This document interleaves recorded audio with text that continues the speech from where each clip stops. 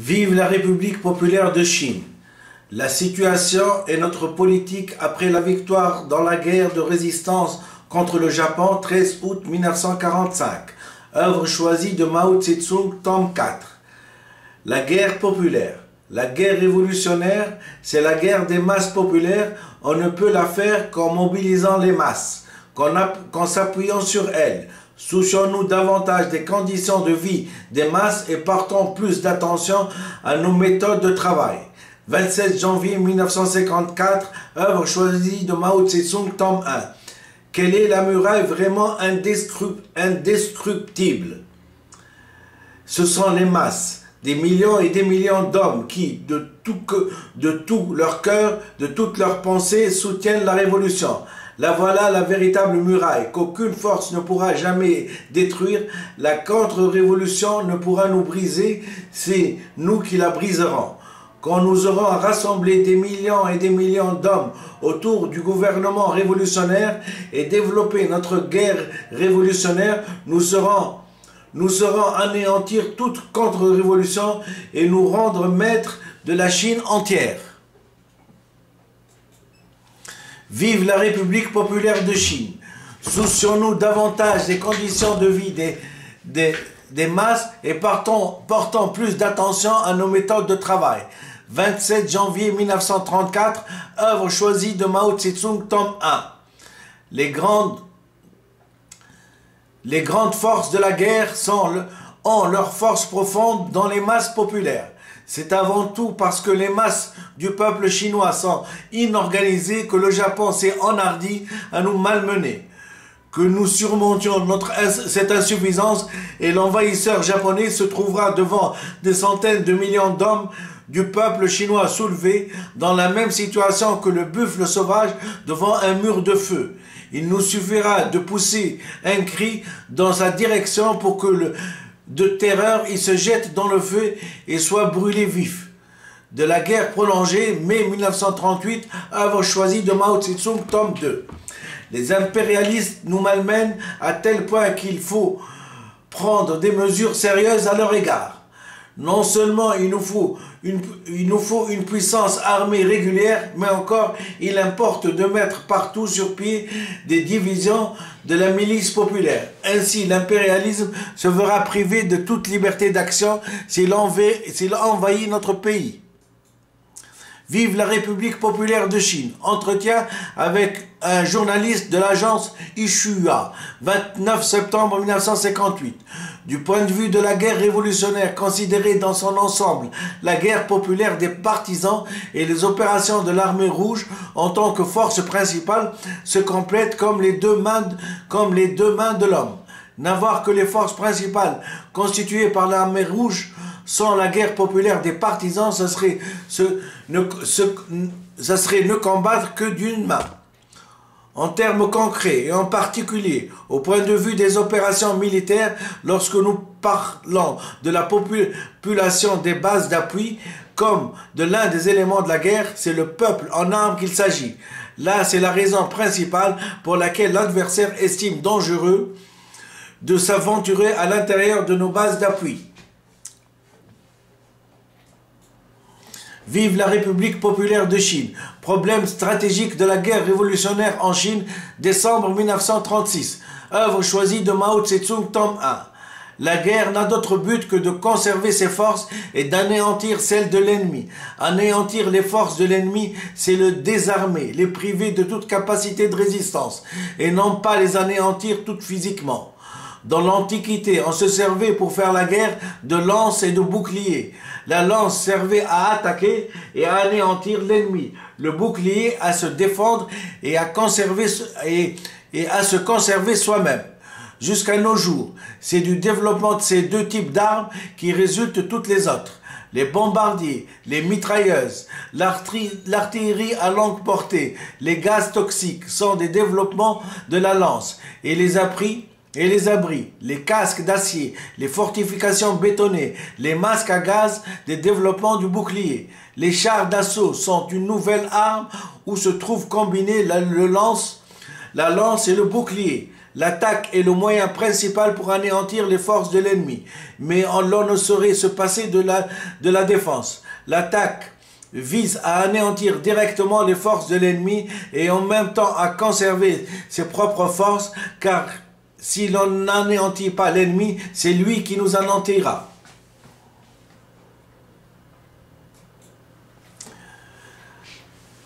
Suite. La défense sert directement à la conservation des forces, mais elle est en même temps un moyen auxiliaire de l'attaque, ou un moyen de préparer le passage à l'attaque. La retraite se rapporte à la défense. Elle en est le prolongement, tandis que la poursuite est la continuation de l'attaque.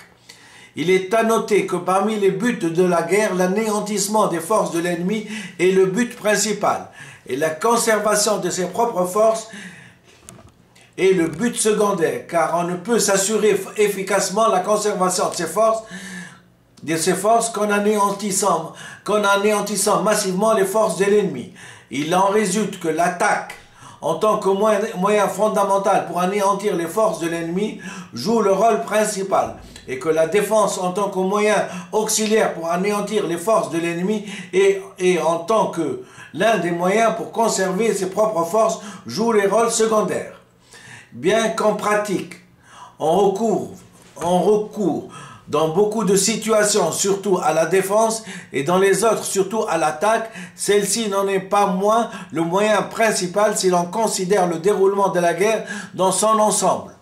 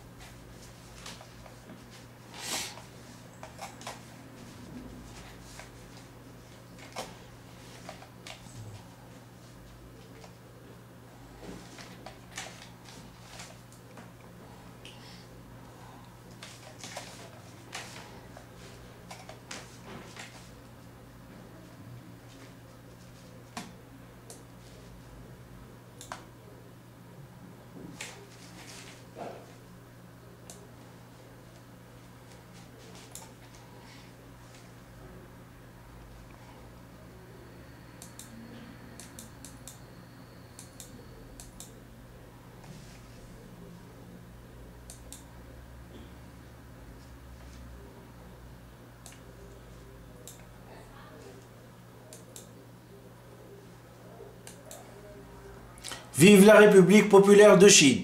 De la guerre prolongée, mai 1938. Œuvre choisie de Mao Tse-tung, tome 2. Les règles de l'action militaire découlent d'un seul principe fondamental. S'efforcer de conserver ses forces et anéantir celles de l'ennemi. Mais alors comment expliquer l'honneur que l'on s'attache aux sacrifices héroïques dans la guerre? Chaque guerre demande des sacrifices, parfois même des sacrifices énormes. Cela ne serait pas encore en contradiction avec le principe de la conservation des forces. En réalité, il n'y a aucune contradiction, ce sont plus exactement deux aspects contradictoires qui se conditionnent l'un à l'autre. C'est que les sacrifices sont indispensables non seulement pour anéantir les forces de l'ennemi, mais aussi pour conserver les siennes propres. Car ce renoncement partiel et temporaire à conserver ses forces, les sacrifices ou les autres termes, le prix à payer, est précisément indispensable pour conserver définitivement l'ensemble des forces. Vive la République populaire de Chine. C'est que les sacrifices sont indispensables, non seulement pour anéantir les forces de l'ennemi, mais aussi pour conserver les siennes propres. Ce renoncement partiel et temporaire à conserver ses forces, les sacrifices ou en d'autres termes, le prix à payer, est précisément indispensable pour conserver définitivement l'ensemble des forces. Du principe fondamental exposé ci-dessus découle toute la série des règles nécessaires à la conduite des opérations militaires, à commencer par celle du tir. Se couvrir soi-même et exploiter sa puissance de feu, l'un pour conserver ses forces, l'autre pour anéantir les forces de l'ennemi, et jusqu'à celle de la stratégie. Toutes sont inspirées de ce principe fondamental et toutes sont destinées à en permettre la réalisation, qu'elle se rapporte à la technique militaire, à la tactique, aux campagnes et à la stratégie. conserver ses forces et anéantir celles de l'ennemi, tel est le principe fondamental de toutes les règles de guerre. Vive la République populaire de Chine. Problème stratégique de la guerre de partisans contre le Japon. Mai 1938, œuvre choisie de Mao Tse-tung, tome 2. Voici nos principes militaires. Attaquer d'abord les forces ennemies dispersées et isolées, et ensuite les forces ennemies concentrées et puissantes. S'emparer d'abord des villes petites et moyennes et des vastes régions rurales, et ensuite les grandes villes. Se fixer pour objectif principal l'anéantissement des forces vives de l'ennemi, et non pas la défense ou la prise d'une ville ou d'un territoire. La possibilité de garder ou de prendre une ville ou un territoire résulte de l'anéantissement des forces vives de l'ennemi, et souvent une ville ou un territoire ne peuvent être tenus ou pris définitivement qu'après avoir changé de main à plusieurs reprises. Quatrièmement, à chaque bataille, concentrer les forces des forces d'une supériorité absolue, 2 ou 3, 4, 2, 3, 4 et parfois même 5 ou 6 fois celles de l'ennemi. Encercler complètement les forces de l'ennemi, s'efforcer de les anéantir totalement sans leur donner la possibilité d'échapper du filet. Dans le cas particulier, infliger à l'ennemi des coups écrasants, c'est-à-dire concentrer toutes nos forces pour une attaque de front ou une attaque sur l'un des flancs de l'ennemi, ou sur les deux, anéantir une partie de ses troupes et mettre l'autre partie en déroute, afin que notre armée puisse déplacer rapidement ses forces pour écraser d'autres ennemis. Vive la République populaire de Chine. À la guerre de mouvement, en même temps donner son importance à la tactique d'attaque de position dans le but de s'emparer des points fortifiés et des villes de l'ennemi. S'efforcer d'éviter les batailles d'usure dans lesquelles les gains sont inférieurs aux pertes ou les compenser seulement. Aussi bien que dans l'ensemble, nous voyons numériquement parlant en état d'infériorité, nous avons la supériorité absolue dans chaque secteur déterminé, dans chaque bataille, et ceci nous assure la victoire sur le plan opérationnel. Avec le temps, nous obtiendrons la supériorité dans l'ensemble et finalement nous anéantirons toutes les forces ennemies. Ne pas engager de combat sans préparation ou un combat dont l'issue victorieuse ne soit pas certaine, faire des plus grands efforts pour se bien préparer à chaque engagement et s'assurer la victoire dans un rapport de conditions donné entre l'ennemi et nous.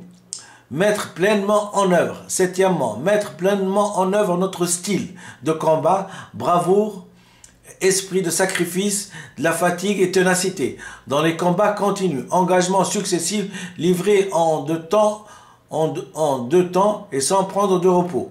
S'efforcer d'anéantir l'ennemi en recourant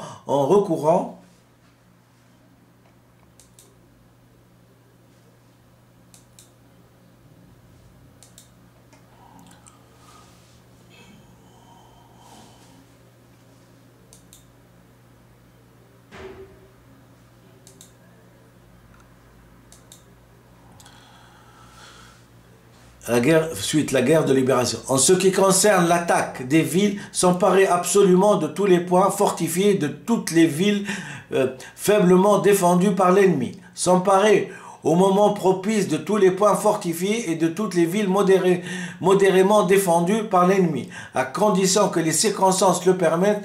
Quant aux points fortifiés et villes de l'ennemi puissamment défendus, attendre que les conditions soient mûres et alors les prendre. Neuvièmement, compléter nos forces à l'aide de toutes les armes et de la plus grande partie des effectifs pris. Les sources principales de l'homme et du matériel pour notre armée sont au front.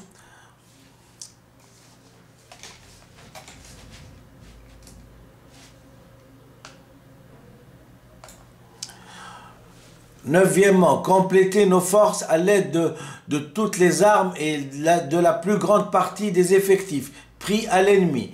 Les sources principales de l'homme et de matériel pour notre armée sont au front. Savoir mettre à profit, dixièmement, savoir mettre à profit l'intervalle entre deux campagnes pour se reposer, instruire, consolider nos troupes. Les périodes de repos, d'instruction et de consolidation ne doivent pas en général être très longues. Et autant que possible, il ne faut pas laisser à l'ennemi le temps de reprendre haleine. Telles sont les principales méthodes appliquées par l'armée populaire de libération pour battre Chiang Kai-shek. Elles ont été forgées par l'armée populaire de libération au cours de longues années de combat contre les ennemis inférieurs et extérieurs, et elles conviennent parfaitement à nos conditions actuelles. Notre stratégie et notre tactique reposent sur la guerre populaire. Aucune arme opposée au peuple ne peut utiliser cette stratégie, notre stratégie et notre tactique.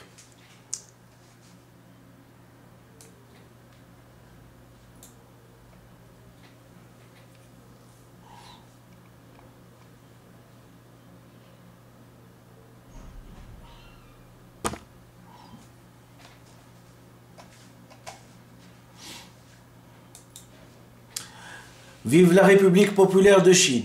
La situation actuelle et nos tâches. 25 décembre 1947, œuvre choisie de Mao Tse-tung, tome 4. Sans préparation, la supériorité des forces n'est pas une véritable supériorité et on ne peut pas non plus avoir l'initiative. Si l'on comprend cette vérité, des troupes inférieures en force, mais prêtes, peuvent souvent, par une attaque inopinée, battre un ennemi supérieur.